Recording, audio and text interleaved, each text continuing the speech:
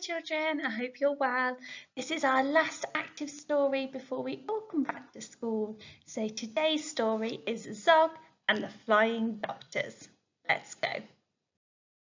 Meet the Flying Doctors, a dragon knight and girl. Their names are Gadabout the Great and Zog and Princess Pearl. Let's get warm.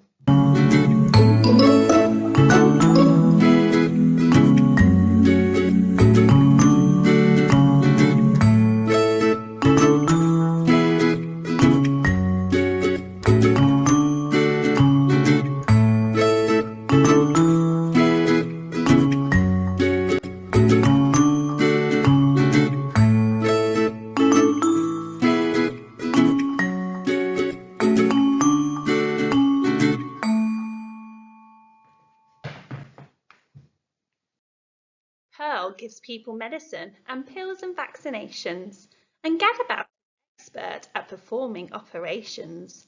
Zog is good at flying, though not quite so good at landing. But Gadabout and Princess Pearl are always understanding. Let's get our hearts beating a little bit faster with some star jumps now.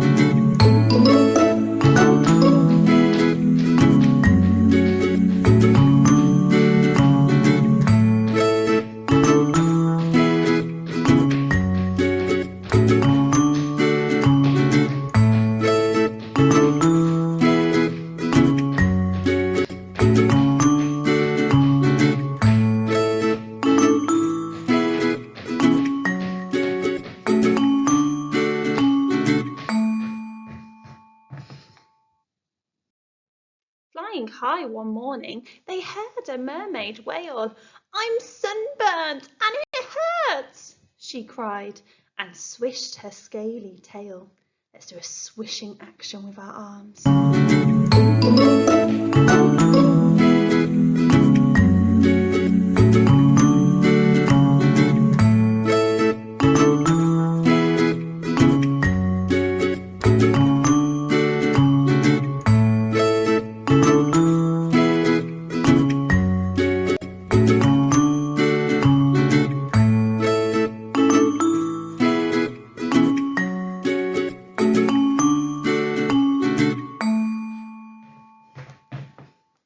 I wonder who's going to come and help her. Bang, crash, thump! They landed. The mermaid's skin was red. Pearl rubbed in some special cream. "And wear this hat," she said. "Thank you," said the mermaid, and she waved a fond goodbye as the team of flying doctors sped away into the sky. Let's run as fast as we can, like Pearl and Gadabout speeding away on Zog. Let's go.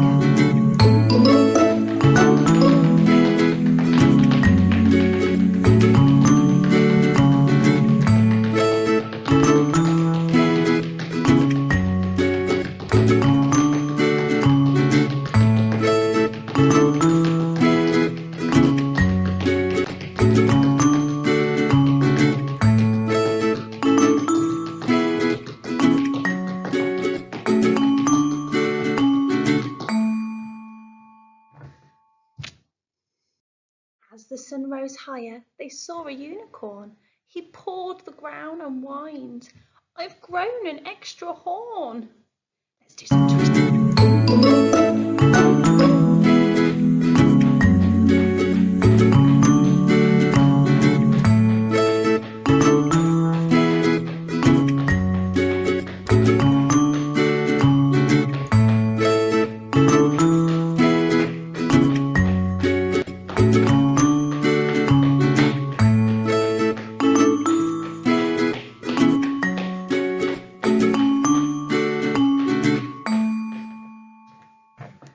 I wonder how they're going to help the unicorn. What do you think?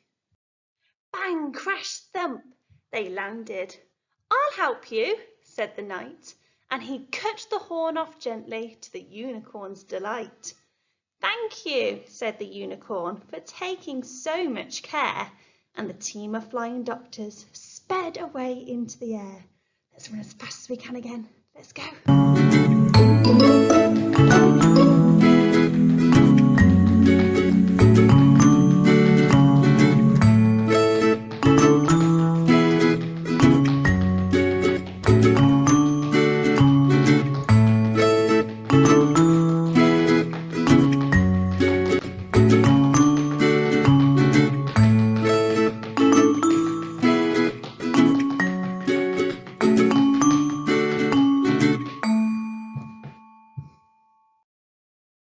Halfway through the afternoon, they heard a lion sneeze.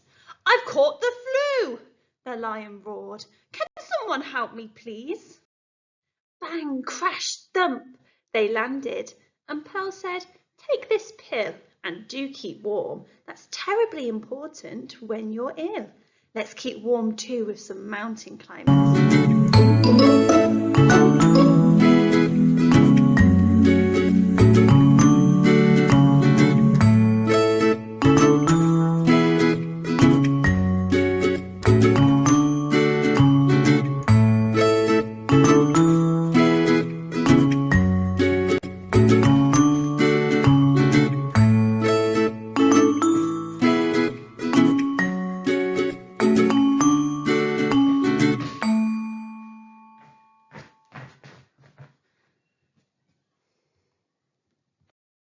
But the lion's cave was chilly, so Zog said, "Fetch some wood." Then he breathed out lots of flames until the fire burned bright and good. "Thank you," roared the lion. "I'm feeling nice and warm." Then the team of flying doctors sped away into the storm. We're going to do high knees this time as fast as we can. Let's go.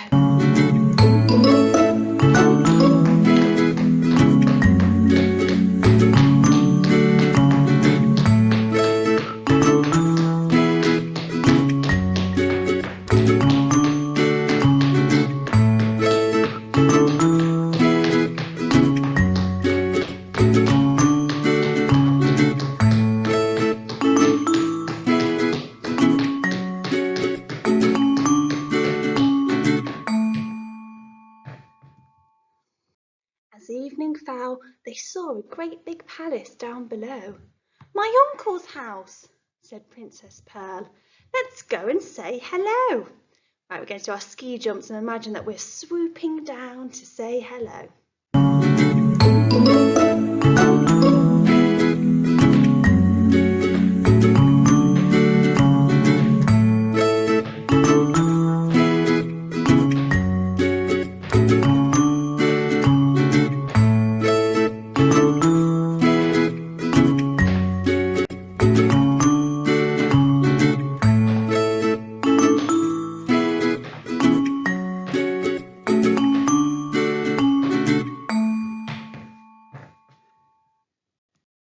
Bang, crash, thump, they landed. Pearl's uncle was the king. He didn't say hello. Instead, he said, "You naughty thing." "Where have you been?" he thundered. "You look an awful mess. What's happened to your crown? And where's your pretty frilly dress?" "But uncle, can't you see that I'm a doctor now?" said Pearl. The king replied, "Princesses can't be doctors, silly girl." Let's do our crossovers.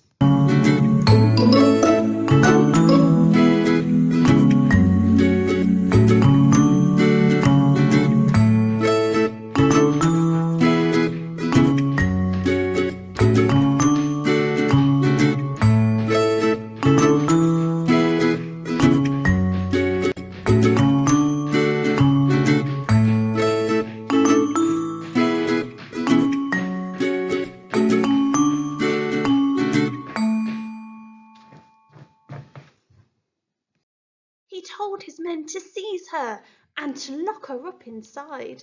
Princess Pearl was furious. She stamped and stormed and cried. Let's let out some of Princess's fury with our boxing jabs.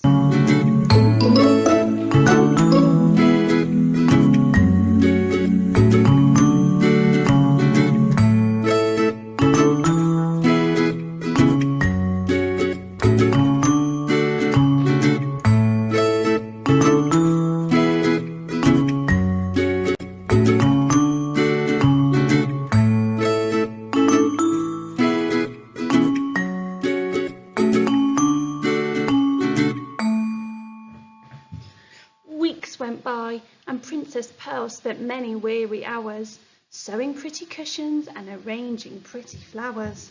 The others tried to rescue her with all their might and main, but they simply couldn't manage. All their efforts were in vain. Let's reach up as if we're trying to reach Princess Pearl in her tower.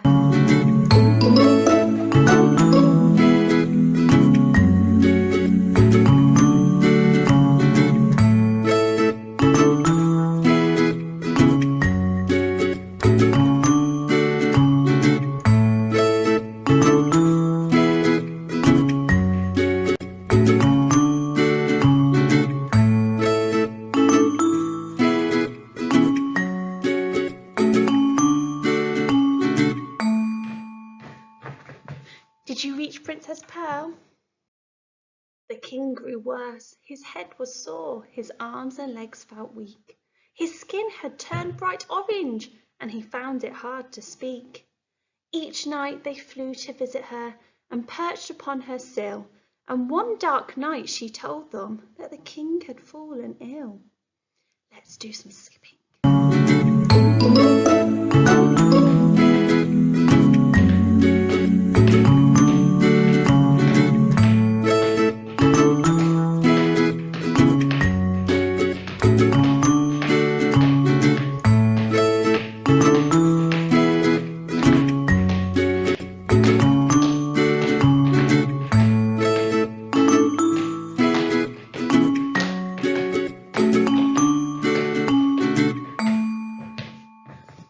I wonder what they'll do. Could they help the king? He called a lot of doctors, a new one every day. He croaked, "What is this illness?" But they simply couldn't say. They didn't know the answer, but Pearl was pretty sure. It looks like orange fever, and she read about the cure. Grated horn of unicorn, a mighty lion's sneeze, some mermaid scale, a little slime, and half a pound of cheese. She told the others what to get. "And do be very quick. My uncle could be dying. He looks extremely sick. Let's run away as fast as we can to collect all of the items to help."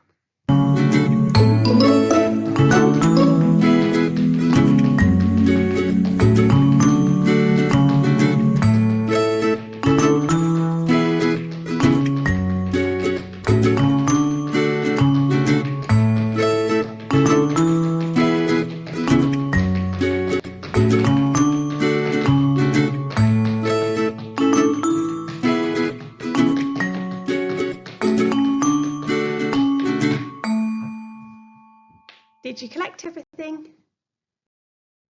Away flew Zog and Gadabout. They reached the lion's den.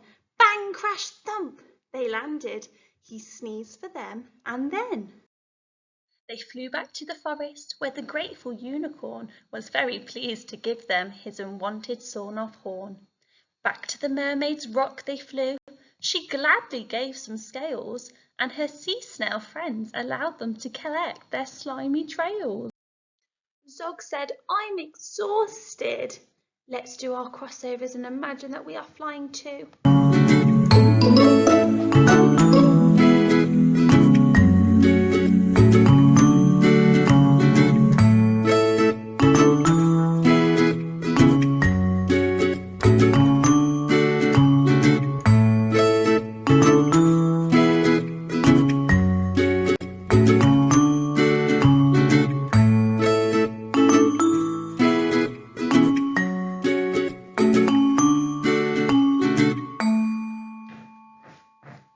But he flew and flew until bang, crash, thump!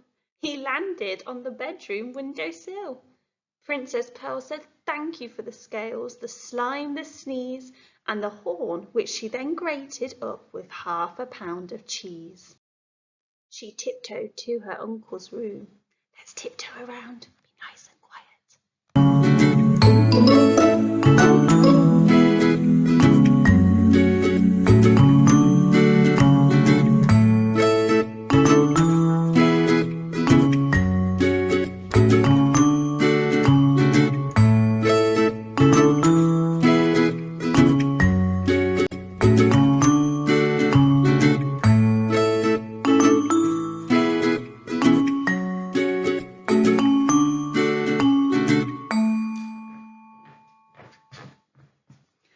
King lay in his bed. She held a spoonful to his mouth. "Now open wide," she said. After just one spoonful, her uncle felt much stronger. And after spoonful 2, he wasn't orange any longer. After spoonful 3, the king was dancing with delight. Let's dance with delight. Any moves you like.